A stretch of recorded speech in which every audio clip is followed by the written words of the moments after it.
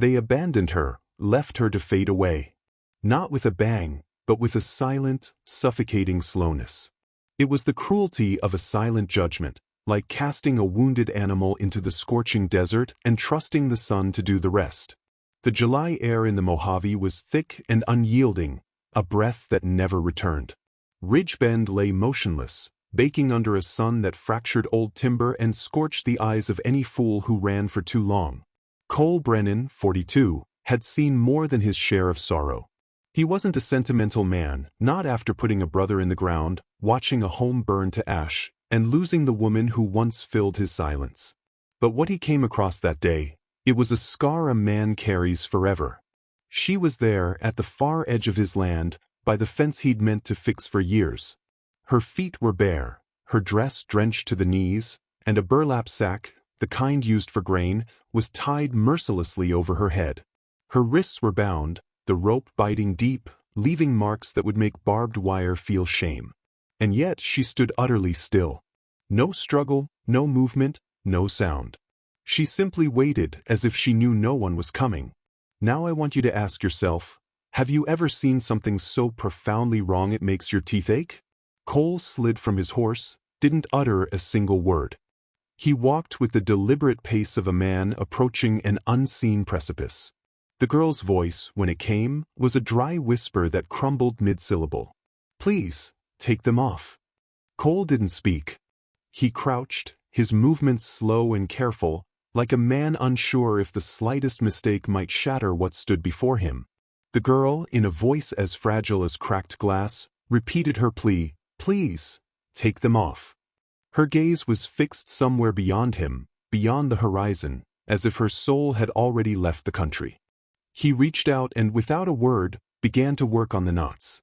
They were wound tight with an unyielding anger, a hatred so profound it took him 3 long, painstaking minutes to loosen the last one.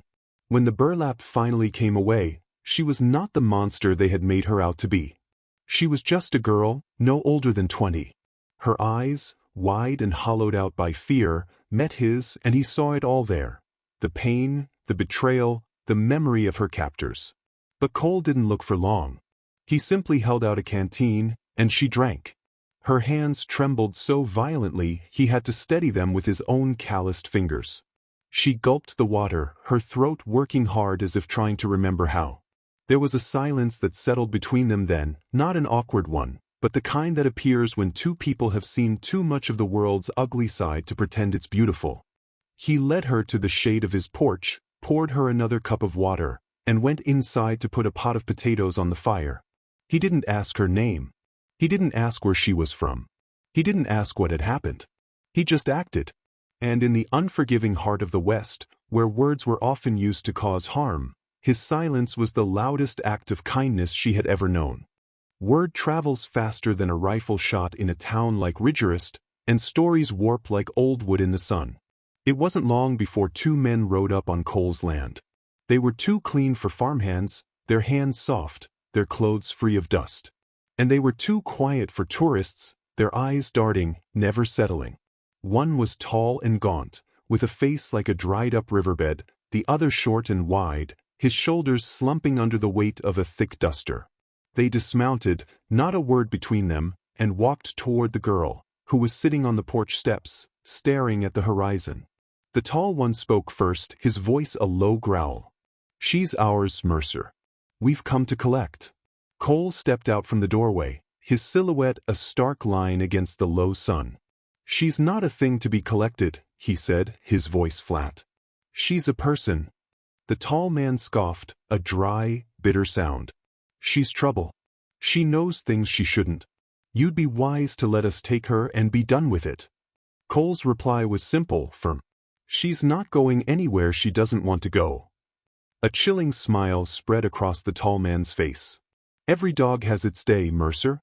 Just remember that." They left as silently as they came, leaving a thick cloud of dust and an even thicker silence. Cole stood there for a long moment watching them ride off. The girl, who had been motionless, finally spoke, her voice still a whisper, but now with a new, quiet steel. "They'll be back," she said. That evening, they came again, not with a cloud of dust, but under the cloak of night. Cole was sitting on the porch, his rifle on his lap, a lantern casting long shadows across the yard. The two figures emerged from the darkness. "We told you, Mercer," the tall one said. "This ain't a request." The girl stood up, walking past Cole. He reached for her, but she put a hand on his arm, a gesture that was both a plea and a command. She stepped into the light, facing them head-on. Her body trembled, but her eyes held a fire Cole hadn't seen before. "Are you afraid of me?" she asked, her voice clear and strong. The words hung in the air, a challenge that went unanswered. The two men didn't stay long after that. They just stared, their faces a mask of confusion and quiet rage, then turned and disappeared into the night. They never came back. Cole didn't press the girl for an explanation, and she didn't offer one. They both knew a battle had been won, not with bullets, but with a gaze as steady as the morning star. And so, the days began to pass, and a different kind of quiet settled on the ranch. She never said her name was. He never asked. She started walking at dawn, her bare feet touching the dewy grass as if she owned the rising sun. Cole would watch from his porch, a man who understood he was witnessing something being mended, a soul finding its way back. One afternoon, a dust-covered wagon pulled up to the fence. A woman, thin as a rail and holding a small boy, looked at him with eyes full of a weary desperation he knew all too well. The girl didn't cry. She just helped them down, took the child into her arms, and led them inside. That night, Cole didn't say much. He just opened the barn door and pointed to the hayloft. "There's room." And that's how it started. Not with fanfare or grand speeches, but with broken people deciding they weren't done. They fixed up the old south room, the new woman stitching quilts from canvas, the girl planting herbs by the cottonwood tree, the little boy sorting nails and singing to himself when he thought no one heard. By spring, the town stopped whispering. Some folks waved when they rode by. Some dropped off fresh peaches. No one asked questions. She never wore the sack again. But one day she took it from a drawer, walked to the far edge of the pasture, and hung it from the fence post where she'd first been found. She let the wind take it. She didn't chase after it, didn't look back. Now let me ask you this. How many people do you know who have been treated like dirt, like they're less than nothing, and still got back up and kept going? How many have been told they are a curse, and still found the courage to be kind? You see, sometimes the strongest people aren't the loudest. They're the ones who don't ask permission to matter. They just do. And if their story, the story of a lost girl, a quiet rancher, and a family of outcasts, hit something inside you, if it made you think of someone who survived more than they should have had to, go ahead and hit that like button. Maybe even subscribe. Because out here, in the vast and silent West, we don't bury people in silence. We tell their stories. And maybe, just maybe, you'll stick around for the next ones.